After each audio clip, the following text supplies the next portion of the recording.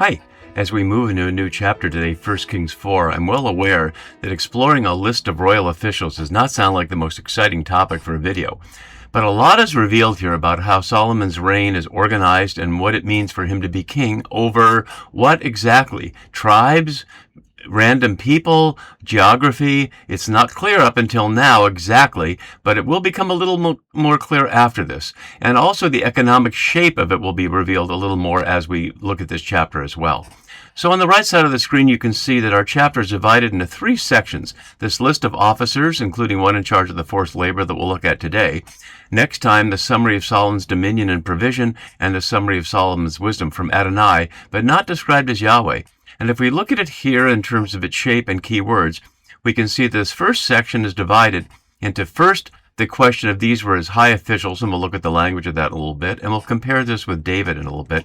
And then 12, who are often described as officials or something broad like that, as you can see on the left side, generically officials. But what it really is overseers, or somebody standing over. And we'll see in a moment what they're about. And this section is divided into three groups of four, separated by the surprising notice of two people who had married Solomon's daughter. And that raises a real question about the timing of this, since we just saw in the beginning of the last chapter, the only apparent wife he has is Pharaoh's daughter, and that seemed to be just yesterday. So there's something we need to look at there. So we'll look at this scene today, to the extent it's a scene, a bureaucratic list. And then we'll see this nice little chiasm that's pure propaganda. And I say that because it says here that Judah and Israel are as numerous as the sand of the sea. They ate and drank, were happy, lived in safety. But the moment that Solomon's dead, all Israel comes to Rehoboam, his son, and says, "Your father was harsh on us." So this is plainly not because I have some secret archive of all the bad things that Solomon did, but on the terms of the text on its own, this is obviously nonsense. They were not happy, they were oppressed, and we see a little bit why in the scene we're going to look at today. Then we'll look at this little space that's in between, and this will play out against the Deuteronomic passage in Deuteronomy 17:14-20, certainly written at the time of Josiah, to show why Josiah was the greatest king of all time, as we're here in 2 Kings 23, and not Solomon is the greatest king of all time, as we heard in the dream. And then there's a final propagandistic summary, and we see how the word wisdom is all throughout, comparing Solomon's wisdom not only to everybody within his kingdom, but to all around the nations, as if Solomon was one of the great potentates of the entire world at the time. And that's obviously nonsense too. But it's been taken as given, and Solomon has been understood as this wonderful king. It shows the power of imperial propaganda then and now to shape us in the absence of evidence otherwise, or in the absence of questions we might ask that ask why this is being said in this way, which is exactly what we'll be doing here. So if we go back and look at the questions we've been looking at for these two chapters, we see we're down here. How is he presented here differently from his father David? And that's what we'll look at in a minute. And what does that say about the direction of monarchy? And then we'll look at question 8, the pattern, if any, do we see in the territories where each official is over in 4:8-19. And one of the big questions there is for naive readers of the Bible, which is to say, reading it straight through as if it was written in the order we have it, we would already know, according to Genesis, that 12 sons of Jacob became the eponymous name founders of tribes, and that Israel consists of a coalition of 12 tribes out of this one family situation. But none of that is known in 1 Kings, because Genesis was certainly written long after, in exile or even after that, which is retrojecting back a story of family origin to one that didn't exist at the time of the monarchy at all. So we'll have to have that in mind as we look at the pattern that we see here. And next time we'll look at these down below. So let's look at keep the shape of this up here. And what I'm not going to do is go over every name in detail on the left side to highlight the fact that many of these places are completely unknown. But let's at least look at some of the details that tell us something important about what's going on. So we see right away, King Solomon was king over all Israel. Notice it says nothing about Judah there, and Judah will only be mentioned at the very end of this, as you can see down here on the right, and possibly not even there. The Masoretic text does not have Judah there, but only in this little propagandistic, chiastic summary right there with Judah and Israel together. So from the Hebrew text of these verses 4:1-19, Judah is not mentioned at all as something separate, and we might be under the impression that all Israel included Judah. But if we look at the map of the area, and this is a helpful one because it doesn't really show the tribal designations. And I'm not going to try to show where on the map all the cities are that are mentioned here. That would be tedious, and you can do that yourself. All the maps and all these things are posted at radicalbible.net. But a number of the places that were named here are just completely unknown. We can see there's one in Judges and just randomly only here. And so for a name that's only there, we know nothing about it. There's no further clue we can get about any of those places. So there's no particular point in following them other than to note what is being said or not said that might connect it to some sense of tribes. So let's just put this back over here and look at some of the key words. In verse 2, the word for officials is the standard word sar, or in the plural sarim.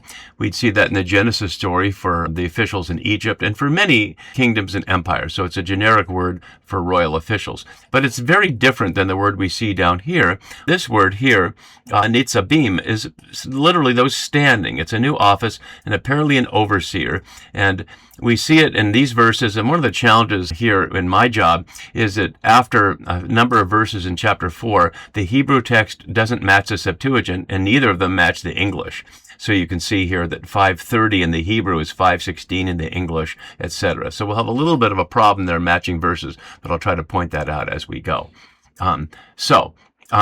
Here we see this listed here as part of this first group. So let's look at this first group. And to do that, let's put up a comparison here of David's officials. So we can see up here Solomon's officials and down here David's officials.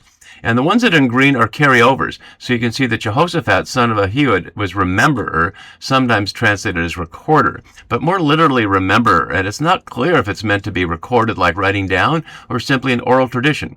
So I translated it that way. He's the official one to remember stories. And presumably, that would mean remembering things like Solomon's dream and the story of the two women that we just saw in the last passage, etc. So he has that role in both situations and in both lists in Samuel. This one right after his consolidation of the kingdom with Israel, and this one after coming back after the failed Absalom rebellion. And Jehoshaphat remains in charge there. Adoram isn't exactly the same name we see here as Adoniram, but most scholars suggest that's the same person, just spelled differently, a different name. So somebody in charge of forced labor, both under David and under Solomon. It's not clear at this point who are the slaves, but it's clear who's in charge of them. We also see Zadok and Abiathar as priests, and there's an interesting element there because at first Zadok was a priest, but only Abiathar's son Ahimelech was the priest. But after the Absalom rebellion, Abiathar comes back. And now they're both going to be priests for Solomon.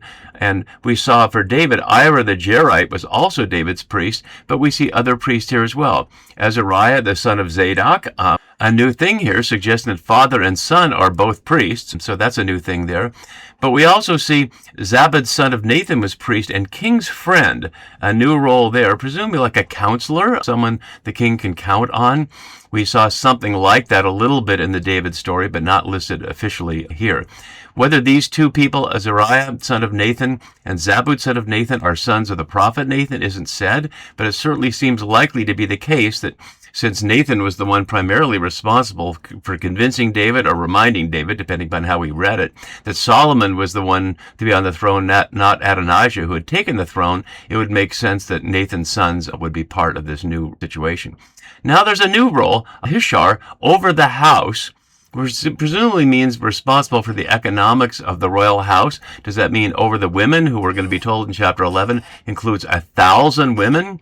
Obviously an exaggerated round number, but still, are we supposed to imagine that there's all those women in the house when we only started with one unnamed Pharaoh's daughter?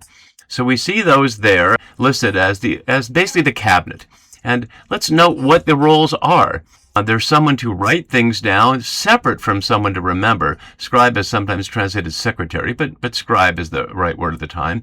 It's important to note that a scribe would have been a highly educated person and a rare person to have the technological skill of literacy, and it's an expensive job because writing materials were a luxury item at the time. So this is about making sure that the propaganda gets covered. And then there's the army. Benaiah taking over from Joab, who David had ordered Solomon to have killed, and he did have him killed, holding on to the horns of the altar there. And Benaiah had been in charge of the mercenaries before, and now he's been promoted to be in charge of the army. But we'll never see the army in action under Solomon, in great contrast with David. So we see all those there. And then we see this. And this is really important, I'd suggest, even though the names and details don't matter so much. What we see is an economic structure where Solomon is sending people out to various regions to extract agricultural wealth from local people and bring it into the temple to serve his people. We can see it farther down in this summary, which it seems to be praising things, given that it's celebrating the peace and Solomon's sovereignty. But here it is. For one day, 30 cores of choice flour, which you don't know exactly what it is, but let's assume it's something like a bushel, a large amount, 60 cores of meal, 10 fat oxen, 20 pasture-fed cattle. Notice the details, too. Not just flour, but choice flour. Not just oxen, but fat oxen. Not just cattle, but pasture-fed cattle. 100 sheep, besides deer, gazelles, roebucks, and fatted fowl, every single day. Whether all these animals are coming from the people out there, whether he's extracting cattle and sheep from the nomadic people, much like the patriarchs and matriarchs in Genesis are shown to be, or from farmers here with flour and meal, isn't exactly clear, but that's all coming from somewhere, including what would normally be thought of as wild animals, deer and gazelles. Could they have been domesticated at the time? There's no evidence of that, but certainly there'd be plenty of hunters to gather those as well. So whether those are being extracted by these overseers or those standing over isn't directly named, but there it is. This is the mechanism that provides for this. And there's much more wealth involved, but we'll see that in chapter 5 around the question of Hiram. So notice in the first group here, these are not first names. These are simply last names. Ben meaning son. So son of her, not the same as the slave in the famous movie by that title. And then these are just names of people who you don't get their first name. So it's sort of like saying Smith and Jones and Johnson and something like that. Although Hesed is suggesting the name for Yahweh's primary characteristic. Whether we call that covenant faithfulness or not, it's not usually a name.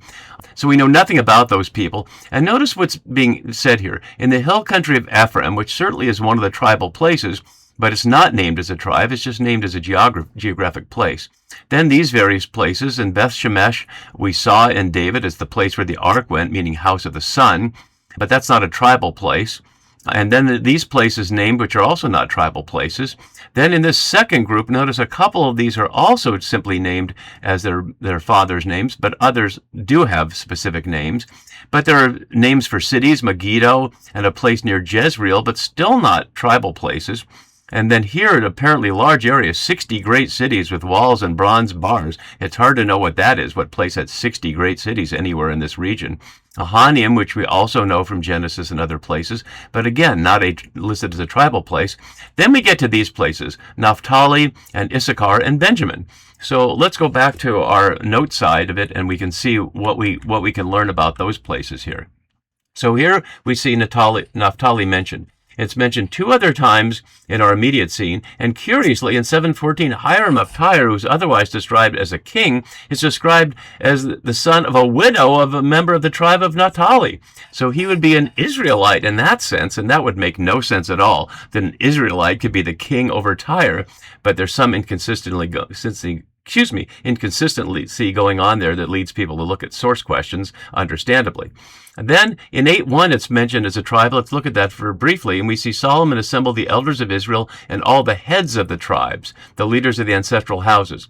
And plainly, chapter 8 is a Deuteronomic insertion from a later time period. It involves the covenant, the ceremony to celebrate the house of Yahweh being inaugurated, and has a long Deuteronomistic speech. So it's fairly safe to say that chapter 8 was added from a much later time. And then we see in 15:20 simply the land of Naphtali without a connection with a tribal element. Then we see a similar thing with Issachar here. We only see it one other time, and I won't go to it because my note here tells us the house of Issachar. And that's the only other time in 1st or 2nd Kings at all. And both those names are common in Numbers and Joshua, which are certainly later texts which understand there to be those tribes, although they don't connect them with being sons of Jacob, except in one point. And then there's Benjamin, who is referred to in 12:21 as a tribe, but with Judah and not as a tribe of Israel. Let's look at that briefly so we can see. When Rehoboam came to Jerusalem, he assembled all the house of Judah and the tribe of Benjamin to fight against the house of Israel to restore the kingdom. So Benjamin's here placed as something in between, not Judah, but also not Israel in that sense. And that's the only other ones. So let's look at tribes in 1st and 2nd Kings and see how what we see here plays out. And there are two different words that are translated as tribe, Shebet or Mata. And Mata is more times in the Masoretic text, but often as staff, like in Moses' staff when he confronts Pharaoh's army and such in the Exodus story, but twice here as tribe. So the one I just referred to is Hiram of Tyre in 7:14, and this one in 8:1. But the more common word for tribe, Shebet, which is 190 times in the Masoretic text, the Hebrew text, but only as tribe. And I've color-coded them here so we can see a little bit of a pattern. If I go out a little bit, you can see all of them. So the red is the generic statement, any of the tribes of Israel, or all of the tribes of Israel, or the number of the tribes, without any specification of how many there are or what their names are, just some broad sense.